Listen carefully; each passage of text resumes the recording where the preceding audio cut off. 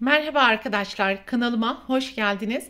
Bugünkü videomda pek çok farklı alanlarda değerlendirebileceğiniz tığ işi kare motif yapılışını anlatacağım. Umarım sizler için faydalı bir video olur. Anlatımını yapacağım kare motif desenini her türlü bebek battaniyesi, yatak örtüsü, kırlent, masa örtüsü, runner gibi farklı alanlarda değerlendirebilirsiniz. Modelin anlatımını yaparken alize koton iplikler kullanacağım. Tığ numarası olarak ise 2,5 milimetre ile motifi öreceğiz. Hazırsanız haydi vakit kaybetmeden motifin yapılışına başlayalım.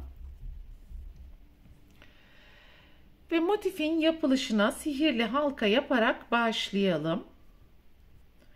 4 adet zincir. Halkanın içerisine ikili trabzan, bir zincir, boşluğun içerisine tekrar ikili trabzan, bir zincir, halkanın içerisine ikili trabzan ve aralarında bir zincir yaparak yan yana toplam 12 tane boşluk oluşturacağız. 1, 2, 3 tanesini yaptık.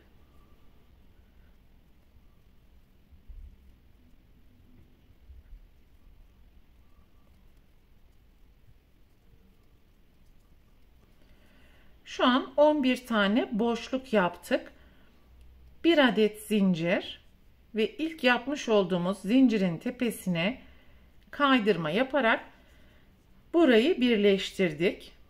İlk boşluğun içerisine geçiş yaparak tekrar kaydırma, 3 adet zincir, halkanın içerisine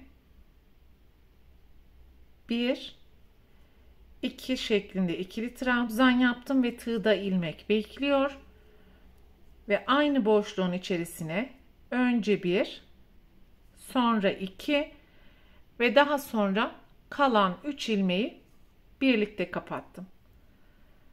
3 adet zincir.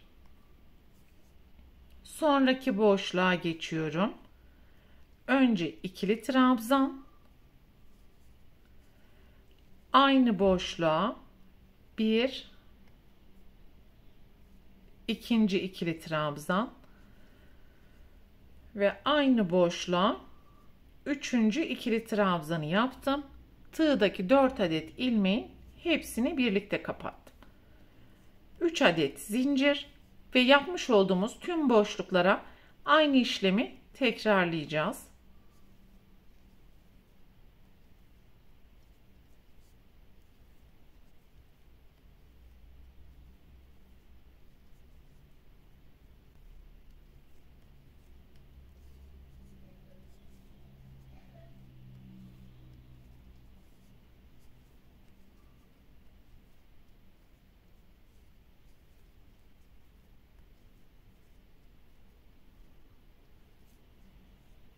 Sıra sonuna ulaştım ve son deseni yaptıktan sonra 3 adet zincir, ilk desenin tepesinden kaydırma yaparak burayı birleştirdim. 1 adet zincir, ipi keserek beyaz renge geçiş yapacağız.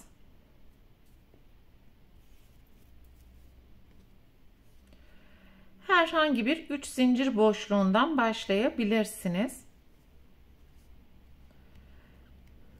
3 adet zincir, boşluğun içerisine 3 tane ikili trabzan,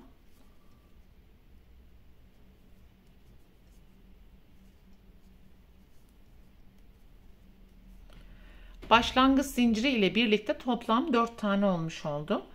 2 adet zincir, aynı boşluğun içerisine 4 tane ikili trabzan,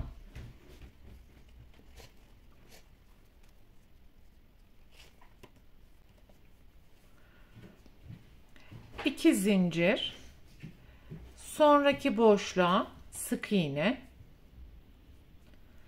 3 zincir, sonraki boşluğa sık iğne,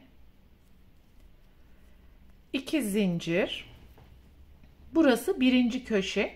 Şimdi ikinci köşe için 4 trabzan, 2 zincir, 4 trabzan yapalım aynı boşluğun içerisine.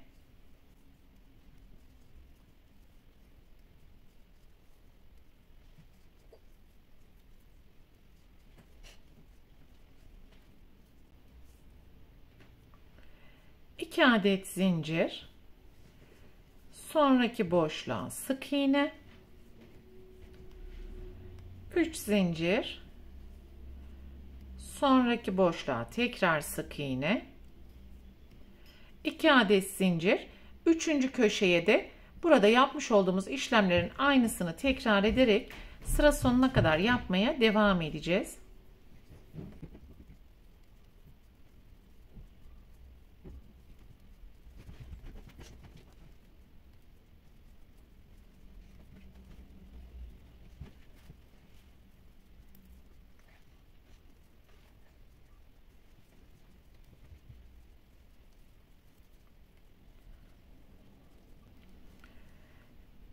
Sıranın sonuna geldik. 3 adet zinciri yaptım. 2 adet zincir buradaki zincirin tepesine kaydırma yapalım. Ve orta boşluğa gelene kadar her ilmeğin tepesine kaydırma yaparak da ilerleyebilirsiniz. Şu şekilde 3 adet zincir yapalım. Ve yan yana alttaki 3 trabzanın tepesine 3 tane trabzan.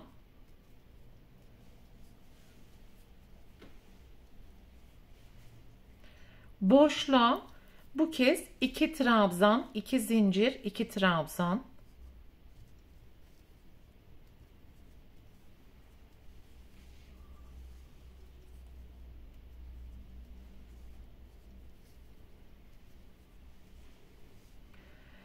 Alttaki 4 trabzanın tepesine yan yana 4 trabzan.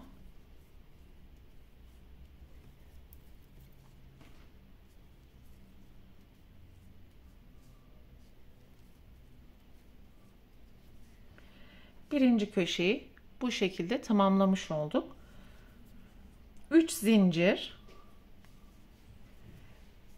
3 zincir boşluğunun içerisine sık iğne,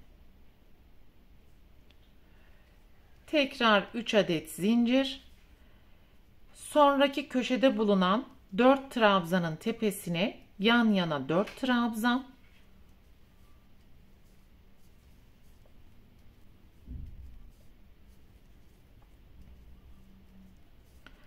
köşe boşluğuna 2 trabzan, 2 zincir, 2 trabzan,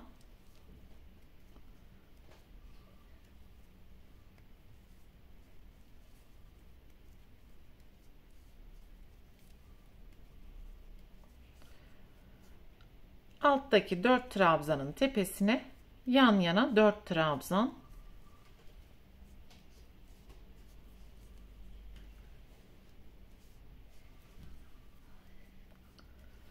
Şimdi bu kenarda yapmış olduğumuz gibi 2 tane yan yana boşluk oluşturacağız. 3 adet zincir, 3 zincir boşluğuna sık iğne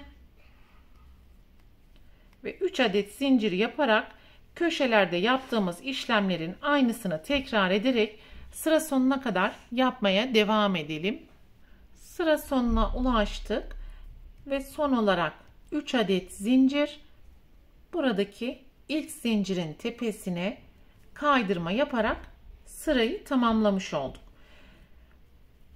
3 adet zincir, köşeye gelene kadar alttaki tüm trabzanların tepesine ikili trabzan, köşeye 2 trabzan, 2 zincir, 2 trabzan ve sol taraftaki trabzanların tepesine de yan yana trabzan yapacağız.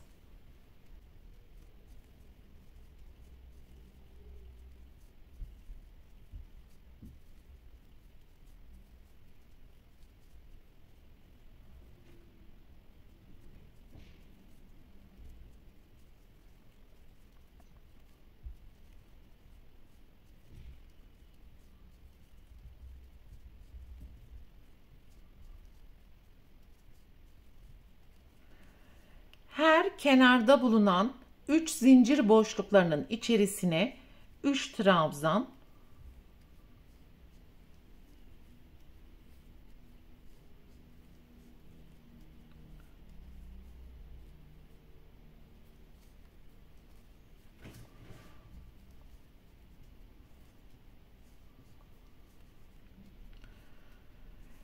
İkinci köşeye geldiğimiz zaman da birinci köşede yapmış olduğumuz işlemlerin aynısını tekrar edeceğiz.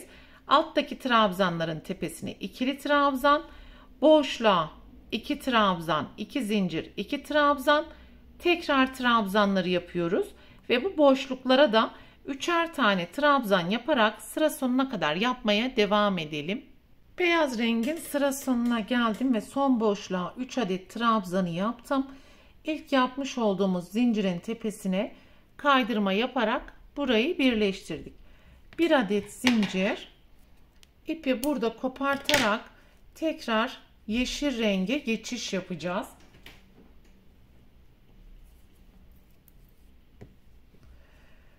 Herhangi bir trabzanın tepesinden başlayabilirsiniz.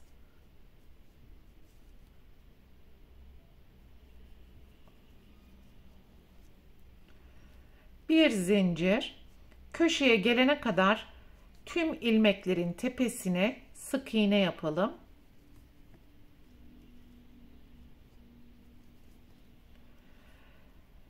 Her köşe boşluğuna 5 tane sık iğne.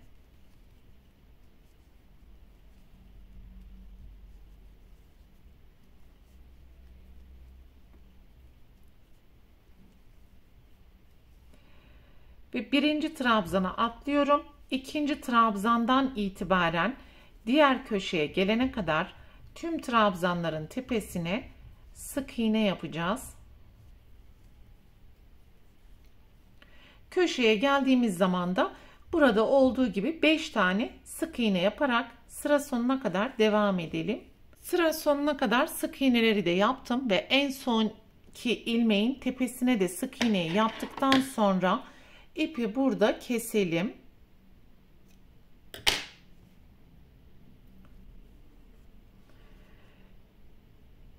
Ve ilk ilmeğin tepesinde görünen 2 ilmeğin içerisinden gizli birleştirme yapalım.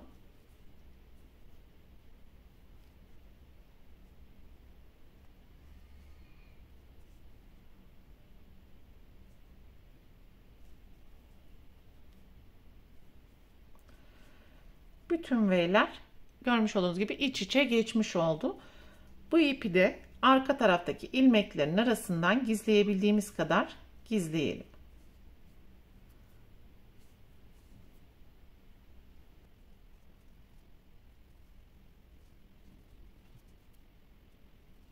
Ve böylelikle motifin tüm yapım aşamalarını tamamlamış olduk arkadaşlar. Bu videoda anlatacaklarım bunlardan ibaretti. Umarım sizler için faydalı bir video olmuştur. Sonraki örgü eğitim videosunda görüşene dek lütfen kanalıma abone olarak videomu beğenmeyi unutmayın. Hoşça kalın.